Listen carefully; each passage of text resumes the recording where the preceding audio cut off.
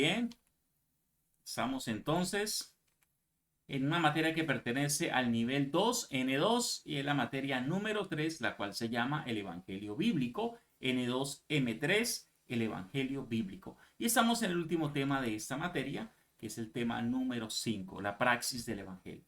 Ya hemos venido hablando doctrinas que pertenecen al Evangelio. La mayoría de estas doctrinas las hemos tomado desde el libro de Romanos, un libro que es muy especial, un libro que nos habla del Evangelio desde la Biblia. Algunos dicen que si se perdiera toda la Biblia y tuviésemos solamente el libro de Romanos, con este libro podríamos predicar claramente el Evangelio de Jesucristo. Así que vale la pena seguir estudiando y ver. Cuando hablamos de la praxis del Evangelio, es que hay una parte teórica del Evangelio que pertenece a esta doctrina, pero hay otra parte que es la parte práctica del Evangelio. ¿Qué hago ahora que sé esto? ¿Cuál es la práctica que debo de tener? ¿Cuál es el fruto que tiene un verdadero evangelio en una verdadera persona que ha sufrido una transformación por dicho evangelio?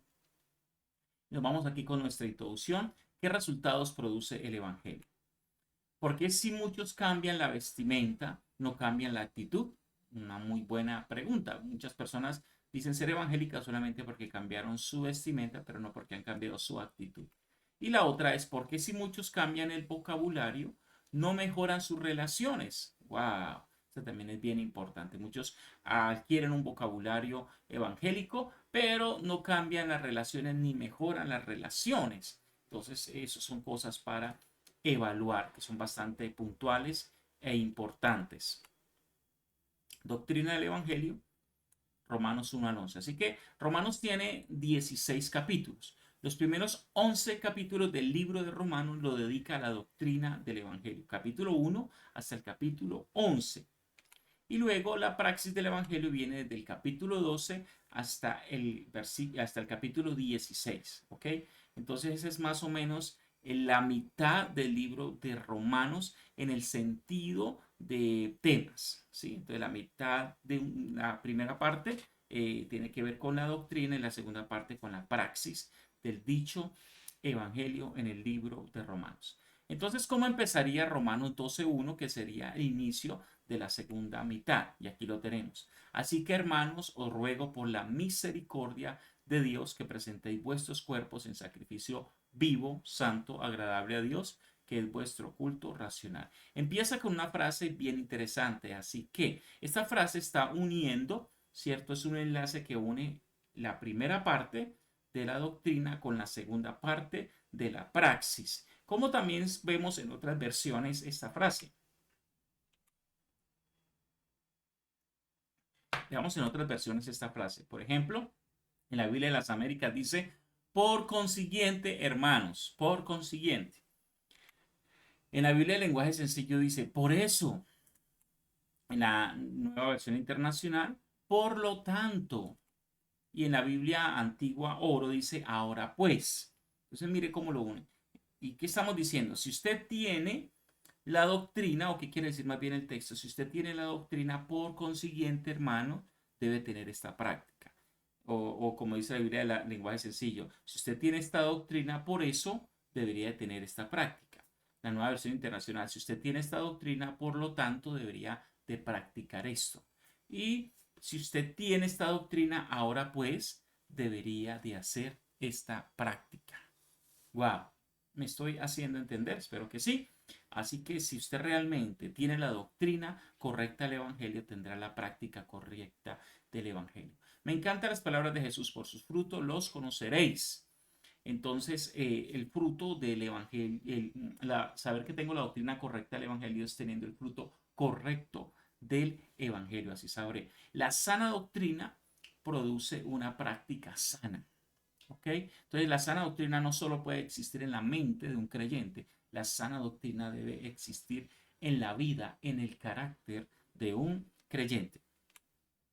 Nos vamos con el primer punto. Todo quiero decir esto que todo lo que voy a hablar, la práctica del Evangelio lo voy a reducir en una palabra y después voy a extender esa palabra. Esa palabra es relaciones.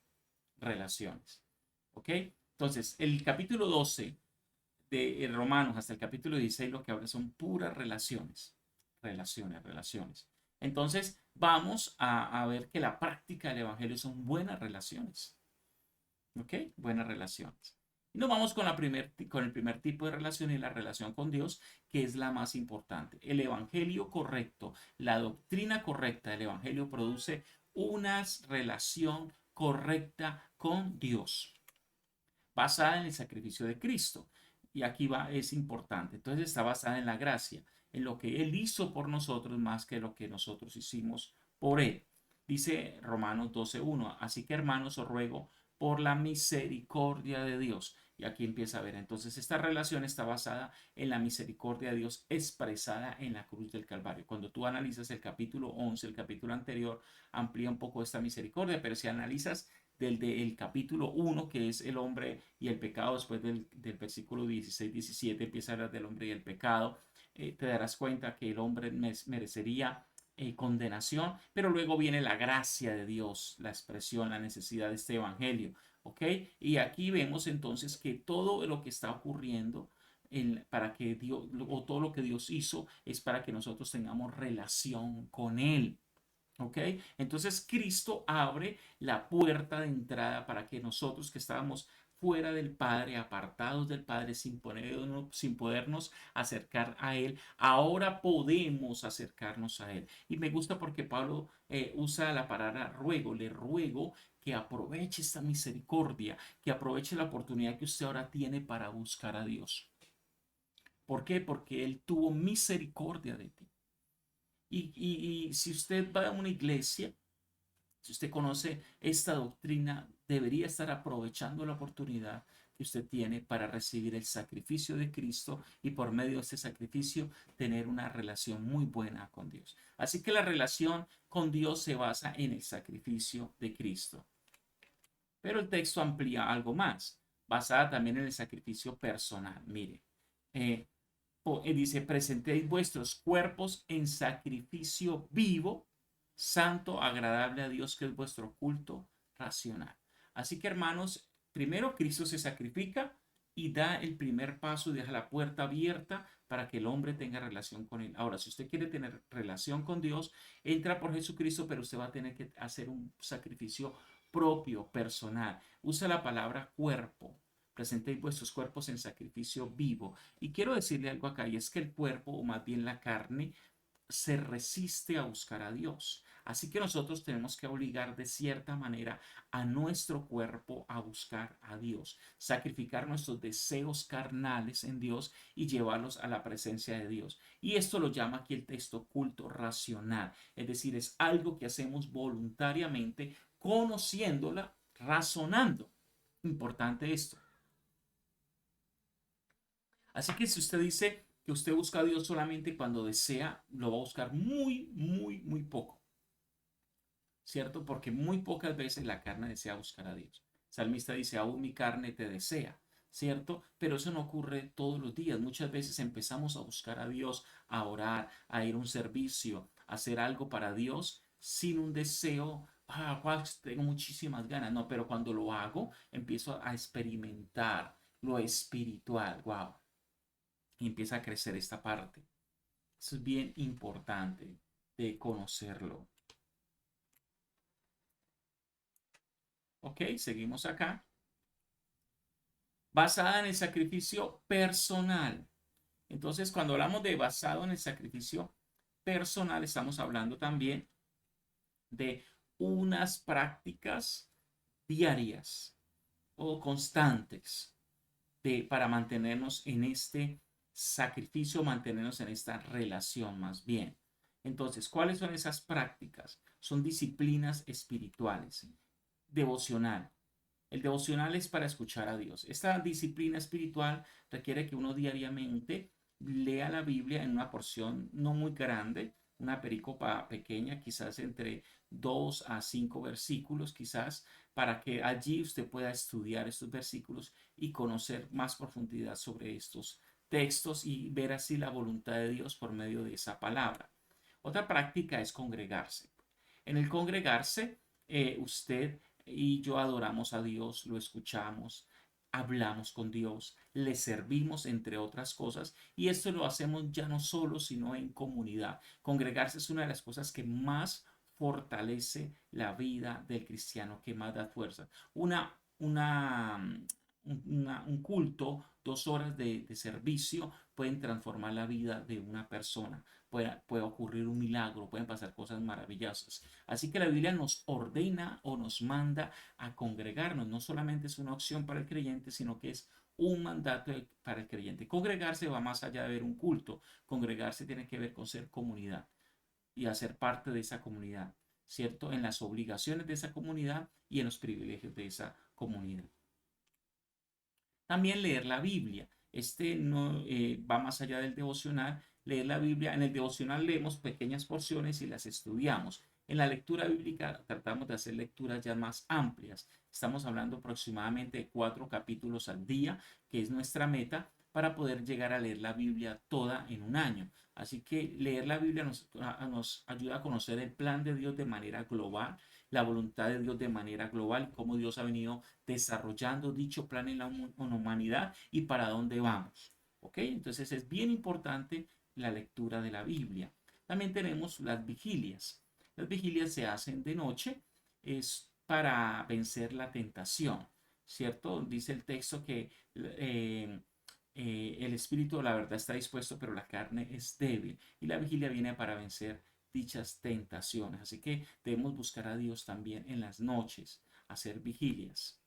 Y lo último es el ayuno, la abstinencia de alimentos, vencer a la carne y tener libertad es el objetivo del ayuno. Cuando nosotros vemos que nuestra carne está pidiendo cosas incorrectas y lo está haciendo muy constantemente y esto está creciendo en nuestra vida, debemos nosotros ayunar. Cuando vemos que no estamos atados a algo, que estamos ahí patinando en un punto, haciendo algo incorrecto, haciéndolo, también necesitamos ayunar para traer libertad a nuestra vida. Así que el ayuno sirve para estas cosas. Así que tenemos que nosotros basar nuestra relación en Dios en un sacrificio. Si usted piensa tener una buena relación con Dios, piense en el sacrificio de Cristo, pero piense en su sacrificio personal. Cuando me congrego es un sacrificio. Voy hasta la iglesia.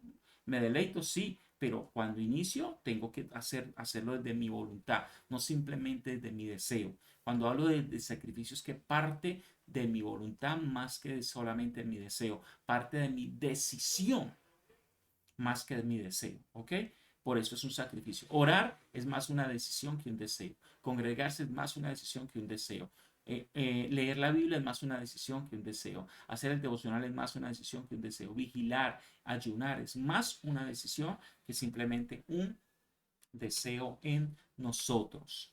Resultados de nosotros tener comunión con Dios, de ir al sacrificio de Cristo para perdón de pecados y tener una puerta abierta y de sacrificar nuestros deseos en la carne por medio de las disciplinas espirituales. Cuando hacemos esto tenemos un resultado. No nos conformamos a este siglo, sino que somos transformados por medio de la renovación de nuestro entendimiento. Al estar nosotros introduciéndonos en la palabra, en la presencia de Dios, nuestra manera de entender el mundo, nuestra manera de percibir las cosas, ya no es una manera humana, ya no es una manera carnal, ahora es una manera espiritual. ¿Y sabes a qué nos lleva esto? A tomar decisiones en Dios, a tomar decisiones bíblicas, a tomar decisiones espirituales. ¿Cierto? Y esas decisiones nos llevan a comprobar, a experimentar la voluntad de Dios, que es buena, agradable y perfecta. Muchas personas van a las iglesias, pero no experimentan la voluntad de Dios porque no son transformados en su manera de pensar. Están yendo a la iglesia, pero piensan como gente no cristiana, como gente no creyente. Me estoy haciendo entender. Entonces, la relación con Dios tiene que producir un cambio en tu manera de pensar, de ver el mundo, de percibir el mundo y así un cambio en la manera de tomar decisiones en la vida. Y empezamos a tomar decisiones como Cristo las tomaría y empezamos a ver los resultados que Dios tiene para ti. Dios te va a poner en la posición que te quiere poner. Dios te va a bendecir como te quiere bendecir cuando empieces a tomar decisiones como Dios quiere. Cuando tu mente cambie como Dios quiere. Así que la relación con Dios, claro que nos conviene, ya que nos bendice y nos lleva a experimentar la voluntad de Dios en nuestra vida. La relación con Dios me lleva a experimentar su voluntad. Y nos vamos con el punto número 2, relación consigo mismo. Entonces, mire esta relación, primera la más importante, pero ahora viene una relación constante, continua, diaria. Es la relación conmigo mismo. Es como yo pienso de mí mismo. ¿sí? Cómo me percibo, cómo me autopercibo, cómo me autoevalúo, basada en la identidad de Dios. Dice el versículo 3 de Romanos 12, digo pues por la gracia que me ha sido dada a cada uno que está entre vosotros, que no tenga más alto concepto de sí que el que debe tener, sino que piense de sí mismo con cordura, conforme a la medida de fe que Dios repartió a cada uno. Entonces aquí hay un pensamiento de cordura o equilibrado. ¿Qué significa esto? Yo no puedo pensar de mí con un alto concepto que no es real, un concepto cargado de orgullo. No, sino que tengo que pensar de mí con equilibrio.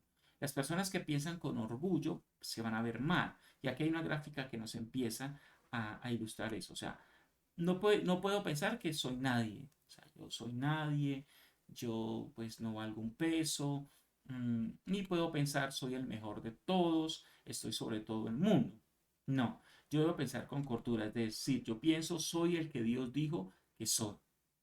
Eso soy yo. Soy el que Dios ha permitido que yo sea. Y lo bueno que sé hacer es para la gloria de Dios y es porque Dios me ha enseñado a hacerlo. Y debo tener este equilibrio para no ser orgulloso. Entonces, reconozco lo que hay en mí, pero al mismo tiempo reconozco que no es simplemente mío, que ha sido Dios el que me ha permitido darlo y le doy gloria a Dios por lo que hay en mí, por cualquier don, por cualquier cosa en que Dios me use, puedo glorificar a Dios y pensar que soy alguien que puede beneficiar a una comunidad, que puede beneficiar a una persona teniendo una mente equilibrada. ¿Ok? Regularmente las personas piensan o son personas que piensan mal por debajo, ¿cierto? Y son personas que sufren de autorrechazo, les cuesta relacionarse porque se sienten rechazadas, o son personas que piensan por encima que son más que los demás y son personas que rechazan a los demás. Pero el equilibrio es pensar que yo soy el que soy en Dios y eso se llama identidad en Dios. Mi identidad debe estar puesta en Dios y así debo de pensar, no con orgullo, sino con humildad, pero una humildad verdadera. Y la humildad verdadera es yo soy lo que soy en el Señor o por el Señor. El tercer tipo de relación es con otros creyentes. ¿Cómo me relaciono yo con otros creyentes? Basada en la unidad y diferencias. Esto es bien importante. El mundo dice que realmente nosotros somos iguales, pero nosotros tenemos más cosas que no somos iguales que cosas que somos iguales. Los seres humanos nos identificamos por ser únicos. Claro, tenemos dos ojos, tenemos dos manos, tenemos dos pies, ¿cierto? Pero nuestro carácter, en nuestra manera de pensar, en muchas cosas somos diferentes. Somos iguales en dignidad, pero diferentes en roles, por ejemplo. Entonces dice Romanos 12:4, porque de la manera que un cuerpo tiene muchos miembros, pero no todos los miembros tienen la misma función.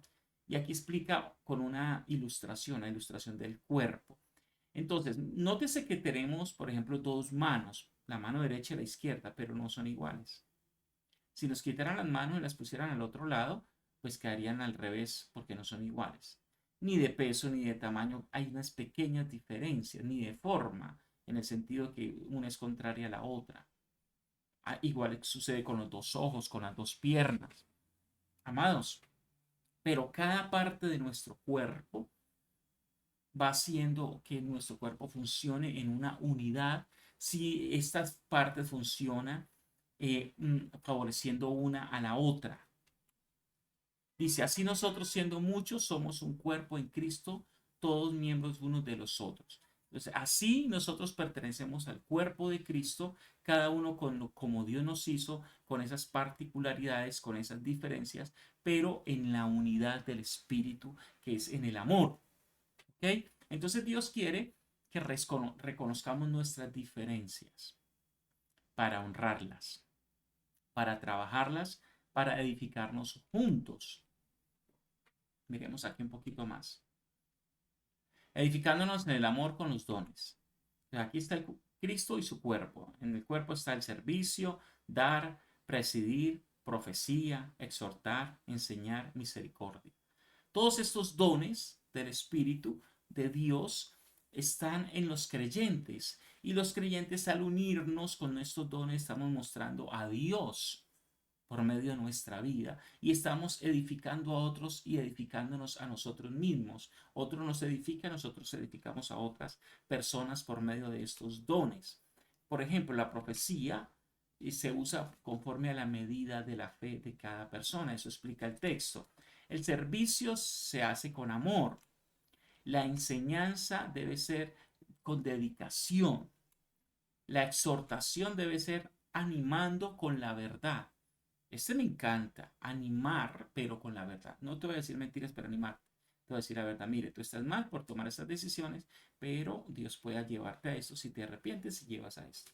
Y te animo a seguir adelante. Dar, liberalidad sin tacañería. Quiero reflejar algo que el dar es un don que el que lo desarrolla abre un espacio para que Dios le dé. ¿Cierto? Porque el dar hace que la persona no se enamore del dinero ni de lo material.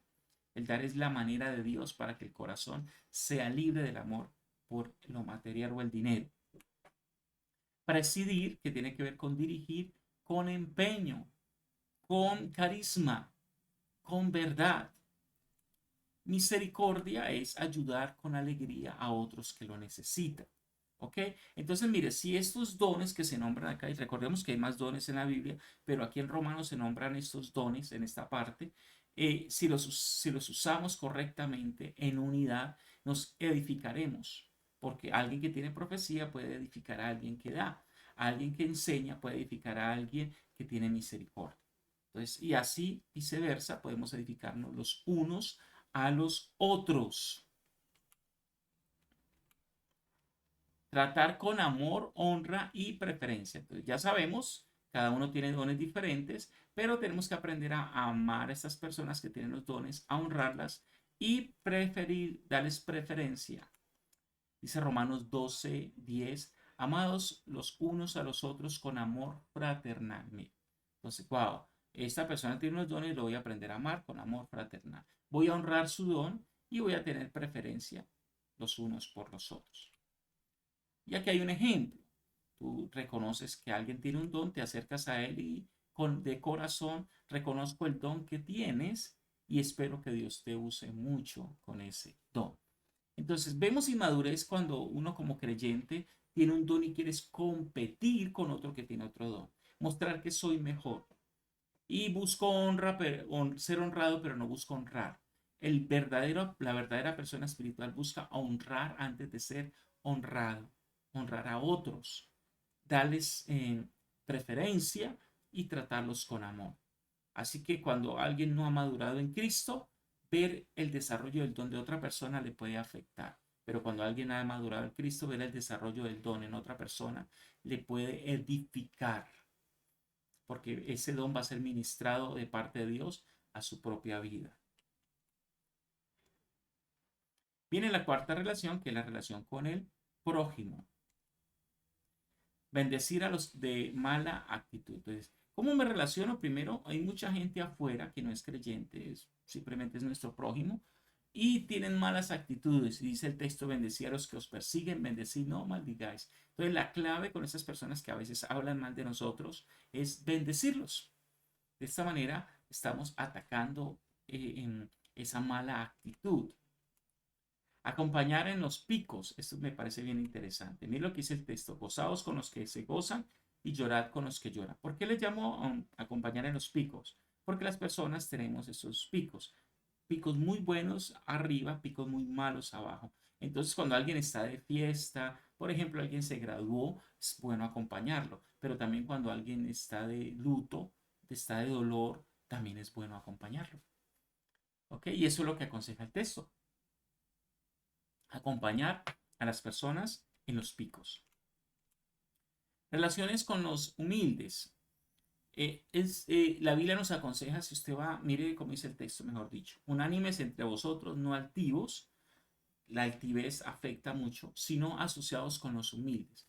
Pastor, ¿con qué tipo de personas yo debería acercarme y crear cierto tipo de relaciones con aquellas personas que tienen humildad? Las personas orgullosas son personas que a la final van a ser conflictivas para una relación. Las personas humildes saben arreglar los problemas de una manera más fácil y pacífica. Mantener buenas relaciones, dice Romanos 12:18, si es posible en cuanto dependa de vosotros, estar en paz con todos los hombres. Entonces, buenas relaciones, bien por mal, o sea, no paguemos mal por mal, sino bien por mal. Procurar la paz, en cuanto dependa de nosotros, procurar estar en paz con todas las personas. No vengarse, si alguien me hizo mal, no voy a pensar voy a hacer lo mismo.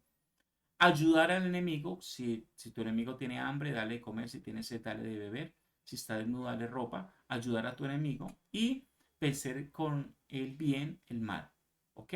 Entonces, esta es la manera de relacionarnos con el mundo. Es totalmente diferente a la manera en que se relaciona el mundo y esto nos hace seres parecidos a Dios, que hacemos las cosas como Dios las hace, ¿ok? Por ejemplo, Dios fue perdonador con nosotros, no nos pagó mal por mal, sino que nos ha pagado bien por mal. Y ese es el ejemplo de Dios, el que cambia el mundo y así nosotros cambiaremos nuestro entorno también. El quinto tipo de relación es relación con las autoridades. Y aquí hay una palabra clara y firme para esta relación, son la sujeción. Dice, someteos toda persona a las autoridades superiores, porque no hay autoridad sino dada por Dios, y las que hay por Dios han sido establecidas. De modo que quien se opone a la autoridad, a lo establecido por Dios, resiste, y los que resisten acarrean condenación para sí mismos. Así que la manda la palabra sujetarnos a las autoridades. Y aquí viene una pregunta, ¿nos sujetamos a todo en las autoridades? Aquí hay tres tipos de leyes que tienen las autoridades humanas. Leyes bíblicas. Algunas autoridades humanas usan leyes bíblicas. También hay leyes acordes, o sea, es decir, son acordes a la Biblia, aunque no son 100% bíblicas, pero tienen un cierto enganche con la palabra de Dios. Y leyes que son antibíblicas, son leyes que contradicen a las leyes bíblicas. Entonces, ¿cómo actuar ante esto? Bueno, las leyes bíblicas buscan la voluntad de Dios para el pueblo, ¿sí? Las leyes acordes buscan un beneficio para todas las personas, creyentes y no creyentes dentro de una comunidad. Y las leyes antibíblicas buscan la aprobación de los no creyentes, pero afecta al creyente. Eso es lo que pasa con las leyes antibíblicas. Un ejemplo, una ley bíblica es no matarás. Una ley acorde a esta ley es control de velocidad. Entonces viene la ley de control de velocidad que es para que las personas no se maten. ¿Cierto? Entonces no dice no matarás, pero sí se controla tu velocidad porque puedes matar a otra persona o puedes matarte a ti. Entonces esta ley está alineada con la ley bíblica y es una ley acorde. Y nosotros, pues, nos va a favorecer. Una ley antibíblica de esto es el aborto. El aborto contradice el no matarás, porque el aborto le da permiso a una madre de pagar para que un médico le mate su bebé o toman algún tipo de medicamento que desconozco cuál será para que el bebé muera en el vientre y tenga que salir. Entonces, es contra lo que Dios dice. ¿Ok? Entonces, en el primer tipo de leyes que es bíblicas, me sujeto a ellas. En el segundo tipo de leyes que son acordes a la Biblia, me sujeto, pero en las leyes que son antibíblicas, no me sujeto. ¿Por qué no me sujeto? Porque el texto dice, me sujeto a los establecido por Dios. Porque lo establecido, la clave del texto es lo establecido por Dios. Así que si es una ley en contra de lo establecido por Dios, ya no me sujeto. Porque el texto me manda a sujetarme a lo que es establecido por Dios. Espero que haya quedado claro. Y nos vamos entonces a nuestras conclusiones. Primera conclusión, la relación con Dios me demanda sacrificio y produce cambios en mi vida. Me relaciono conmigo mismo cuando reconozco lo que soy por y en Dios. Eso es identidad cristiana. 3. La relación con otros creyentes funciona honrándolos por lo que son en Dios. Reconozco los dones y lo que Dios le ha dado a otros. Cuarto, la relación con el prójimo se basa en procurar la paz, mantenernos en paz en lo posible. Y quinto, la relación con las autoridades requiere sujeción en lo que Dios estableció. Recuerda que este es el último tema, por lo tanto usted debe ir a su Google Classroom y buscar tema final 1 al 5 y presentar la evaluación o el medidor de conocimiento para que pueda ser calificado esta materia.